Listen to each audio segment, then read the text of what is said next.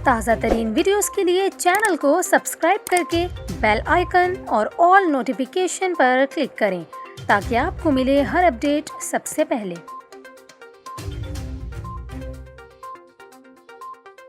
और यहाँ पर आपको खबर दें, नस्ला टावर को गिराने का काम अचानक रोक दिया गया अदालती कार्रवाई से बचने के लिए।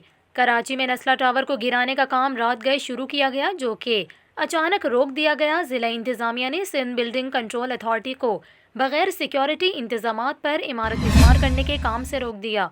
ज़िला इंतज़ामिया का कहना है कि SPCA ने सड़क ब्लॉक और हिफाजती इकदाम के बगैर प्री डेमोलेशन शुरू की थी, लिहाजा तमाम हिफाजती इकदाम करने के बाद नस्ला टावर को गिराने का काम शुरू किया जाए। वाज़ेह रहे कि सुप्रीम कोर्ट ने नस्ला टावर को बारूद से गिराने का हुक्म दे रखा है, जिसके लिए कमिश्नर कराची को मुख्तलिफ कंपनियों की जानिब से पेशकशें भी की गई हैं।